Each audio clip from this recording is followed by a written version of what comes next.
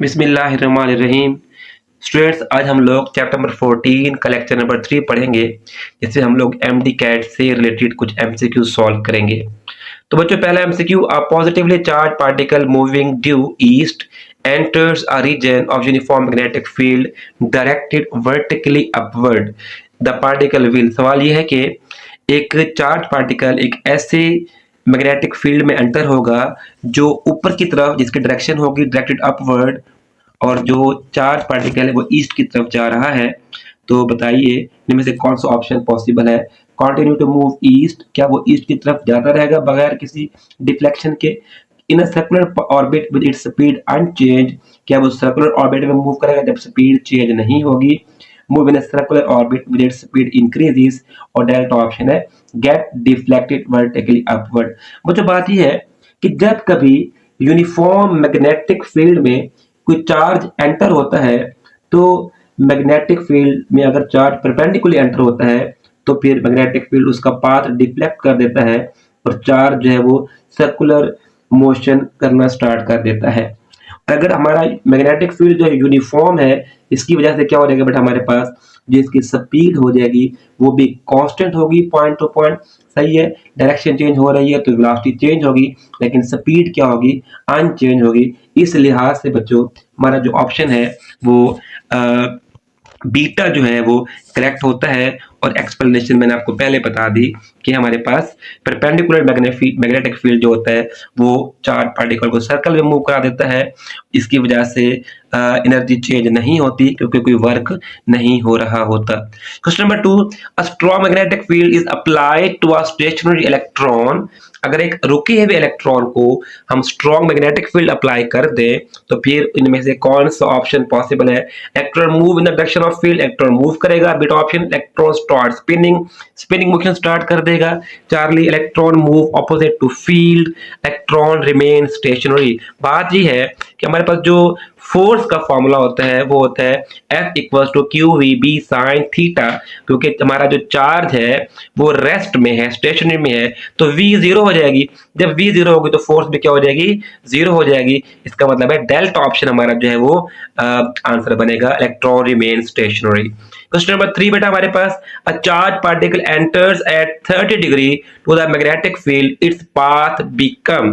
बच्चों इसका आंसर हमारे पास जो है वो आएगा हमारे पास ऑप्शन ए, हेलिकल पाथ आएगा। क्योंकि हम लोग जानते हैं बच्चों कि अगर जब चार्ज का एंगल जीरो हो मैग्नेटिक फील्ड से एंटर हो तो फिर बेटा हमारे पास जो है पाथ स्ट्रेट होता है, डिफ्लेक्ट नहीं होता चार्ज।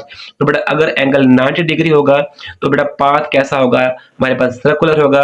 और अगर इसके अलावा कोई एंगल हो, एंगल जीरो से बड़ा हो और 90 से लेस हो, बेटा पाथ हमारे पास क्या हो जाएगा, हेलिकल हो जाएगा। तो ए ऑप्शन, ये अल्फा ऑप्शन हमारा करेक्ट हुआ। Question number 4, a conductor of length 1 metre and carrying current of 1 ampere is placed at an angle of 45 degree to the magnetic field of 1 gauss.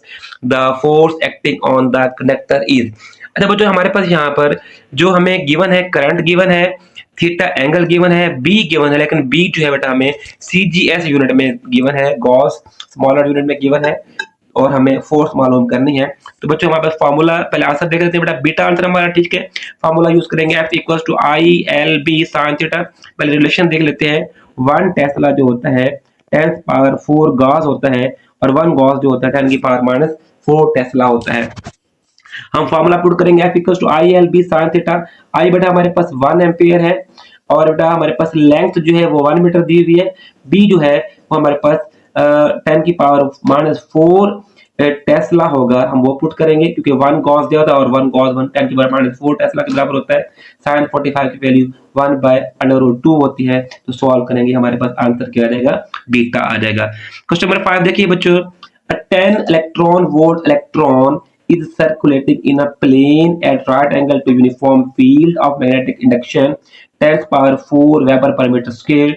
The orbital radius of the electron is। जो हमें यहाँ electron की energy बता दी है, magnetic field की strength बता दी है हमें, और पूछा क्या गया है, हमें रेडियस पूछा गया है। तो बेटा हम लोग इसमें इसको सॉल्व कर लेते हैं। ऑप्शन हमारा चार्ली करेक्ट है। इसको सॉल्व करने के लिए बेटा हम लोग रिलेशन यूज करेंगे m square by r equal to B e v, मतलब जो आपके पास मैग्नेटिक फील्ड है यहाँ पे सेंट्रीपिटल फोर्स का काम कर रही है, हम दोनों को कंपेयर कर लेंगे। इसको आप बी ई वी भी लिख सकते हैं या बी क्यू वी भी लिख सकते हैं, तो जो आपको बेहतर लगे आप लोग सॉल्व कीजिए। यहाँ से हम आर का रिलेशन निकाल लें तो R equal to M V by B E आ जाएगा। अब एम वी असल में क्या होता है बच्चों, एम वी हमारे पास मोमेंटम होता है। हमें यहाँ पर एम वी की वैल्यू फाइंड करनी पड़ेगी, फिर जाके हम रेडियस फाइंड करेंगे। तो एम वी फाइंड करने के लिए हम रिलेशन यूज करते हैं ई इक्वल्स टू, अगर आपको याद हो मोमेंटम और एनर्जी का रिलेशन था E equals to p square by 2m। यहाँ p की जगह पर हमने क्या लिख दिया, एम वी लिख दिया, E is equal to m B square by 2m। यहाँ से बच्चों हम लोग एम वी निकालेंगे, 2m जाके मल्टीप्लाई हो जाएगा E से, और स्क्वायर खत्म करने के लिए स्क्वायर रूट बोथ साइड लेंगे तो M B is equal to 2me under root आ जाएगा। इस वैल्यू को इक्वेशन नंबर आर वाली वैल्यू में पुट करेंगे बेटा, आर जहाँ पे एम बी बी ई था वहां पुट करेंगे तो आर का फॉर्मूला बेटा आ जाएगा हमारे पास M E root by B E. यहाँ पे हम तमाम पैरामीटर्स गिवन जो है पुट करेंगे तो हमारा आंसर बेटा क्या आएगा, चार्ली आ जाएगा। क्वेश्चन नंबर 6 देखिए, current I is flowing in a long conducting wire. The magnetic induction at a distance from it is 0.4 Tesla. Current given है, magnetic field की strength given है, then its value are double the distance. अगर हम लोग distance को double कर दें तो फिर हमारे पास magnetic field की वैल्यू क्या होगी। तो बेटा हमारे पास रिलेशन हम जानते हैं कि मैग्नेटिक फील्ड जो होता है, इस फॉर्मूला से अगर आप गौर से देखें तो मैग्नेटिक फील्ड जो है बेटा डिस्टेंस के इनवर्सली प्रोपोर्शनल है। अगर डिस्टेंस को अगर आप लोग डबल कर देंगे तो बेटा हमारे पास मैग्नेटिक फील्ड की स्ट्रेंथ हाफ हो जाएगी। गिवन 0.4 टेस्ला है तो 0.4 टेस्ला को हाफ करेंगे, 0.2 टेस्ला बेटा हमारा चार्ली ऑप्शन करेक्ट हो जाएगा। क्वेश्चन नंबर 7 देखिए, A vertically straight conductor carries a current vertically upward. एक straight conductor है, इसमें करंट बेटा ऊपर की तरफ मूव कर रहा है। A point P lies to the east of it at a small distance. Another point P Q lies to the west at the same distance. दो पॉइंट P और Q दोनों का इस वायर से फासला सेम है। The magnetic field at P neglecting Earth's field is, तो जो P का magnetic field है वो Q के कंपैरिजन में कितना होगा, greater than at Q, क्या Q से ज्यादा होगा, बीटा ऑप्शन लेस देन क्या कम होगा, सेम चार्ली ऑप्शन, और डेल्टा ग्रेटर और लेस देन Q। देखो बेटा Q और P पॉइंट दोनों पॉइंट का इस वायर से डिस्टेंस सेम है, जब R सेम है तो बेटा हमारे पास बीटा ऑप्शन जो है, जब R सेम है बेटा हमारे पास तो दोनों पॉइंट पर मैग्नेटिक फील्ड भी क्या हो जाएगा, सेम हो जाएगा। और B का R से रिलेशन है, जब R ही चेंज नहीं हुआ तो मैग्नेटिक फील्ड बेटा क्या हो जाएगा, सेम हो जाएगा P और Q पॉइंट पे। तो हमारा ऑप्शन जो करेक्ट है वो चार्ली है, ना कि बीटा, क्योंकि डिस्टेंस सेम होने की वजह से। क्वेश्चन नंबर बच्चों 8 देखिए, a straight conductor carries a current I, एक स्ट्रेट कंडक्टर है जिसमें करंट I फ्लो कर रहा है, is split into a circular loop of radius r as shown in figure। एक कंडक्टर I था, करंट फ्लो कर रहा था और वो आगे जाके दो हिस्सों में बढ़ गया, एक सर्कल बन गया।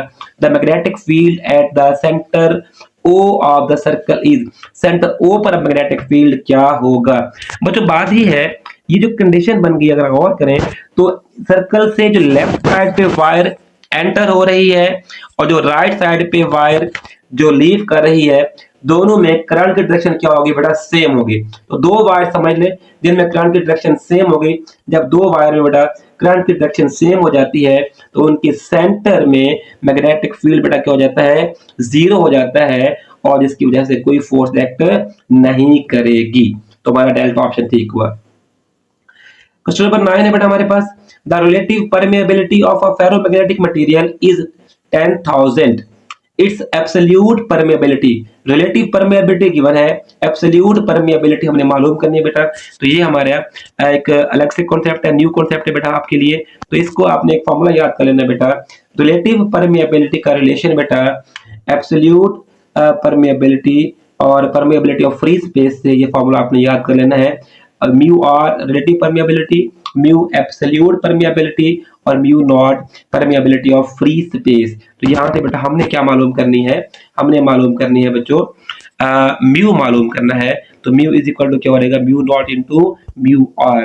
तो आप म्यू नॉट की वैल्यू पुट करें 4 पाई 10⁻⁻⁷। म्यू आर बेटा हमें गिवन है, जो पुट करेंगे सॉल्व करेंगे बेटा हमारा जो है वो बीटा ऑप्शन करेक्ट आंसर बनेगा। क्वेश्चन नंबर 10 देखिए बच्चों, a straight wire of diameter 0.5 millimeter carrying a current of 1 ampere is replaced by another wire of 1 millimeter diameter carrying the same current. The strength of magnetic field away at the same distance. कहता है एक wire है जिसका diameter 0.5 millimetre था, उसमें से current 1 ampere गुजारा, फिर उस वायर की जगह पर एक और वायर उसे डबल डायमीटर की हमने यूज की, करंट सेम गुजारा और दोनों से एक सेम फासले पे बताया मैग्नेटिक फील्ड कितना होगा।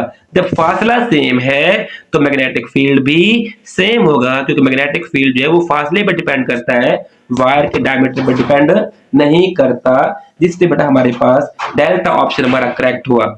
क्वेश्चन नंबर बेटा अगर आप देखें 11, the velocity of a particle of charge, एक हमारे पास चार्ज है 4.0 10⁻⁻⁹ कूलम का, उसका मास बेटा 2 × 10⁻⁴ किलोग्राम है, परपेंडिकुलर है मैग्नेटिक फील्ड 0.1 से टेस्ला से।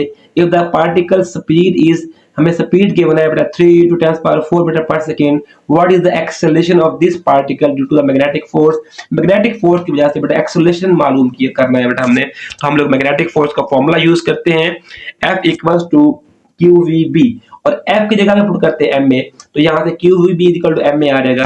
यहाँ से A फाइंड करना है, A = QVB/M आ जाएगा, और तमाम पैरामीटर बेटा हमारे पास गिवन है, Q गिवन है, V गिवन है, B गिवन है और M गिवन है। पुट करेंगे तमाम वैल्यूज को, तो बेटा हमारा आंसर आ जाएगा कौन सा ऑप्शन, बीटा ऑप्शन हमारा आंसर आ जाएगा। क्वेश्चन नंबर बेटा 12 देखिएगा, 3 ampere of current is flowing in a linear conductor having a length of 40 centimeter, current दे दिया, कंडक्टर की लेंथ बता दी। The conductor is placed in a magnetic field of strength 500 gauss, B हमें दे दिया है Gauss में, और एंगल थीटा 30 डिग्री है, हमें फोर्स मालूम करनी है, तो जो हम फॉर्मूला यूज करेंगे F = ILB sin theta. I बेटा हमारे पास गिवन है, L गिवन है बेटा हमारे पास, और जो हमारे पास 500 हमारे पास था गॉस मैग्नेटिक फील्ड B, उसको 10⁻⁻⁴ से मल्टीप्लाई करना है, क्योंकि गॉस और टेस्ला का रिलेशन अगर आपको याद हो, हमने पहले भी पढ़ा हुआ है। तमाम पैरामीटर पुट करेंगे, साइन हमारे पास 30 था, उसकी वैल्यू 1/2 होती है, तो बेटा हमारा आंसर आ जाएगा 3 × 10⁻⁻² न्यूटन, जो कि चार्ली ऑप्शन बनता है। Question number 13, electron enters a region where the electric field E is perpendicular to the magnetic field B, it will suffer no deflection if, कहते हैं एक इलेक्ट्रॉन एक ऐसे रीजन में एंटर हुआ है जहां मैग्नेटिक फील्ड और इलेक्ट्रिक फील्ड आपस में परपेंडिकुलर है, उस पर कोई फोर्स एक्ट ना करे, तो इनमें से कौन सी कंडीशन बेटा पॉसिबल है, तो ये तभी पॉसिबल है जब बेटा हमारे पास मैग्नेटिक फील्ड और इलेक्ट्रिक फील्ड का मैग्नीट्यूड बराबर हो जाए। यहाँ से बेटा Q से Q कैंसिल हो जाएगा, E = B, V आ जाएगा बेटा हमारे पास, जो हमारा बीटा ऑप्शन है। Question number 14, the radius of curvature of the path of the charged particle in a uniform magnetic field is directly proportional to the radius of curvature, बेटा हमने मालूम करना है चार्ज टू मास रेशियो वाले formula से। तो बेटा हमारे पास ऑप्शन तो बीटा करेक्ट है, जो हमारा चार्ज टू मास रेशियो वाला फॉर्मूला है, वहां से अगर आप वेलोसिटी निकालें तो बेटा वेलोसिटी आता है BQR/m, और यहां से बेटा आप R निकाल लें, R आ जाएगा P/QB। अब यहाँ पे बेटा P क्या है, ये मोमेंटम है, तो यहाँ से मतलब साबित हुआ कि जो रेडियस ऑफ कर्वेचर है वो मोमेंटम के जो है वो डायरेक्टली प्रोपोर्शनल है।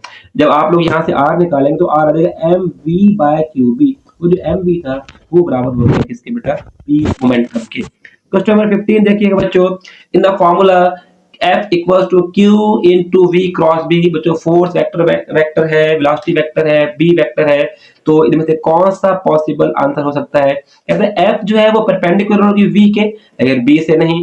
F जो है परपेंडिकुलर दोनों से होगी, V must be perpendicular to B but not necessary to F, V जो है वो B से परपेंडिकुलर होगा लेकिन F से नहीं होगा।